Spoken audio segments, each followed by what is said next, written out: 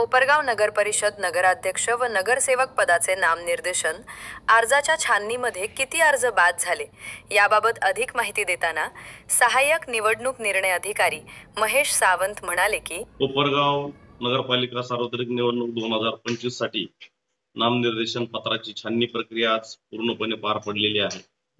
छाननी अंती एकूण 56 नामनिर्देशन पत्र हे अवैध ठरवण्यात आलेले आहेत आणि 181 नामनिर्देशन पत्र हे वैधरित्या ऍक्सेप्ट केलेले आहेत। त्यापैकी 9 उमेदवार जे आहेत किंवा 9 व्यक्ती जे आहेत नगराध्यक्ष पदाचे दावेदार आहेत, त्यांची की 14 नामनिर्देशन पत्र आहेत ते वैध ठरलेले आहेत आणि 152 नामनिर्देशन पत्र हे सदस्यांचे वैध ठरलेले आहेत।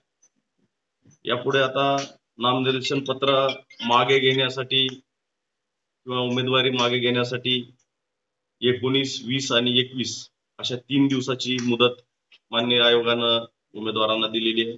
दुपारी 3 वाजेपर्यंत 21 तारखेला दुपारी 3 वाजेपर्यंत उमेदवार किंवा त्यांचा लेखी प्राधिकृत केलेला सूचक जर असेल तर त्यांना नॉमिनेशन वापस घेता येईल किंवा उमेदवारी मागे घेता येईल। आदर्श आचारसंहिता सुरू असल्यामुळे सर्व उमेदवार, त्यांचे प्रतिनिधी आणि राजकीय पक्षाचे सर्व प्रतिनिधी यांना माझी सूचना राहील, विनंती राहील आणि आवाहन पण राहील की आदर्श आचारसंहितेचं पालन सर्वांनी करावं। ज्यांना नामनिर्देशन पत्र दाखल केल्यानंतर प्रचार प्रसिद्धी करायची आहे त्यांनी प्रचार प्रसिद्धीचं साहित्य छपाई करताना त्याच्यावर मुद्रणाची संख्या किती प्रति मुद्रित केल्यात ती संख्या मुद्रित करणं अत्यावश्यक आहे।